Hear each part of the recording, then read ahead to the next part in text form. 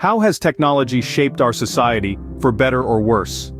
This is a question that echoes in the minds of many. We're living in an age where technology has become an integral part of our existence. It has transformed the way we communicate, learn, work, and even perceive the world around us.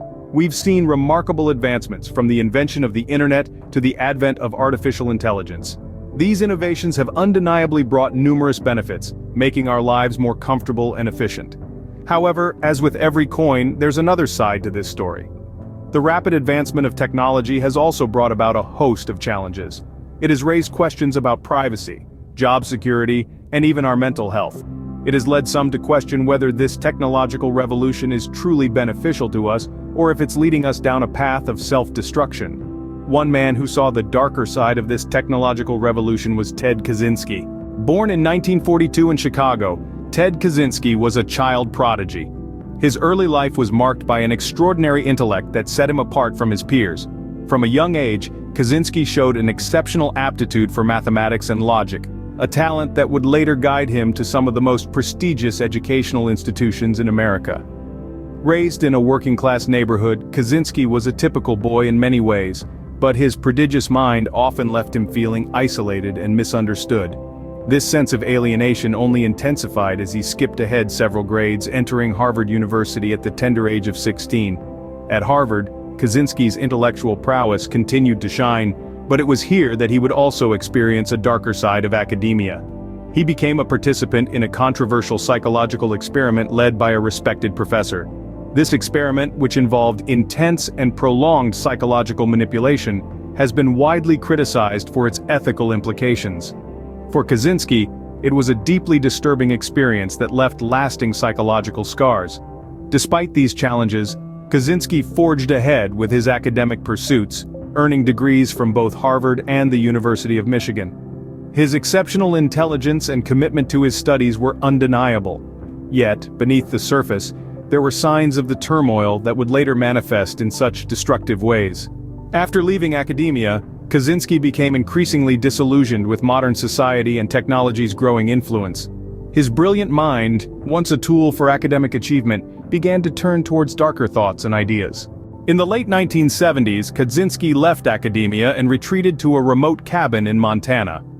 Here, surrounded by the grandeur of nature and the silence of solitude, Kaczynski began a life far removed from the bustling world of technology and modernization that he had come to despise. Life in Montana was harsh, yet simple. Kaczynski survived off the land, hunting and foraging for sustenance. His cabin, devoid of electricity or running water, was a testament to his rejection of industrialization. This austere lifestyle was a conscious choice, a reflection of his growing disillusionment with the modern world and its increasing reliance on technology. It was in this isolation that Kaczynski's ideology took shape. He began to develop a philosophy centered on nature and anarchism. He came to believe that the industrial technological system was a grave threat to humanity and the environment. He saw the encroachment of technology as a force that eroded personal freedoms and destroyed the natural world. This belief was not just a passive observation for Kaczynski, it fueled a deep-seated anger, a burning desire to dismantle the system he believed was damaging the essence of human existence. His ideology, rooted in a radical form of environmentalism and a fierce belief in personal freedom, was the foundation of his later actions. Kaczynski began to pen his thoughts, creating a manifesto that detailed his views on industrialization and its harmful effects. He called for a revolution against technology, advocating for a return to a simpler, nature-centered way of life. His writings were filled with a fervent conviction, a desperate plea to humanity to recognize the peril of their ways. Over time, Kaczynski's ideological beliefs would take a darker turn. His anger at the industrial technological system would lead him down a path of violence and destruction. He would come to believe that radical action was necessary to awaken society to the dangers of technology. In this solitude, Kaczynski would begin a campaign that would shock the nation. His life in Montana, his ideology, and his growing disillusionment with industrial society would culminate in a reign of terror that would span nearly 2 decades. Between 1978 and 1995, a series of bombings would leave a trail of destruction across the United States. In the heart of this reign of terror stood a man known as the Unabomber, real name Ted Kaczynski. A mathematical prodigy turned recluse, Kaczynski traded his promising academic career for an entirely different, darker path. His weapon of choice was a seemingly innocuous package, but hidden within its folds was a lethal concoction of explosives meticulously crafted to wreak havoc and incite fear.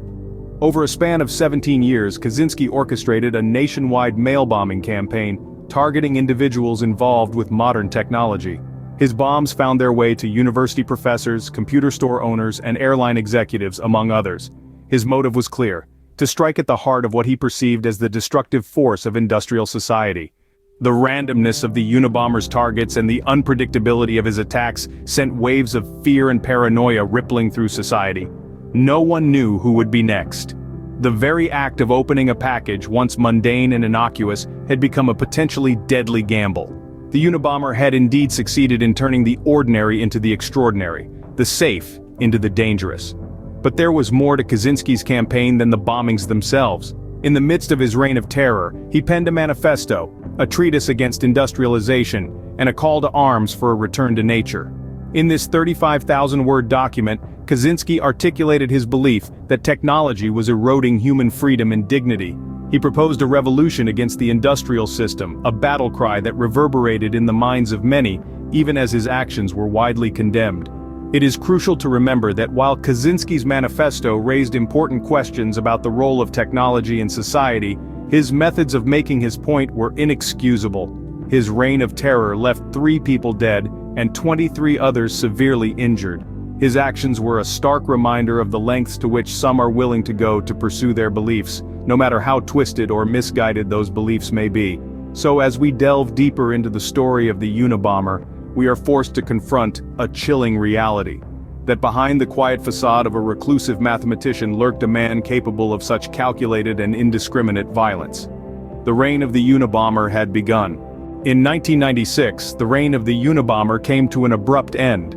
This marked the moment when Theodore John Kaczynski, a mathematician turned domestic terrorist, was arrested in his remote Montana cabin. Living as a recluse, Kaczynski had orchestrated a nationwide mail bombing campaign over nearly 2 decades, targeting those he perceived as proponents of modern technology. Following his arrest, Kaczynski faced trial for his crimes. The legal proceedings were a spectacle, as the world watched the man behind the terror finally face justice. In a surprising turn of events, Kaczynski pleaded guilty to all charges in 1998. His confession spared him the death penalty, but resulted in a severe punishment nonetheless. He was sentenced to 8 consecutive life terms in prison, a testament to the gravity of his crimes. And so, the man once known for his exceptional academic prowess, found himself confined within the walls of a prison cell. Kaczynski's reign of terror had finally come to an end. Kaczynski's actions left a lasting impact on American society. The Unabomber, as he is infamously known, forced the nation to confront the terrifying reality of domestic terrorism. His method of delivery, mail bombs, exploited the trust we place in everyday systems, sparking a wave of paranoia and fear. But it wasn't just his horrific acts of violence that left a mark. Kaczynski's manifesto, a vehement criticism of modern technology and industrialization, sparked a contentious debate.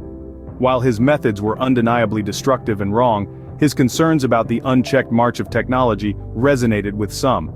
He forced us to question the role technology plays in our lives, and whether we might be losing something essential in the name of progress. His legacy is a complex one. It's a tale of exceptional intelligence turned destructive, of a man who rejected society to the point of violence. His life serves as a stark reminder of the potential dangers of isolation and unchecked anger, but also of the need for critical dialogue about the way we shape, and are shaped by, our technological world. The story of Ted Kaczynski serves as a stark reminder of the potential dark side of technological advancement.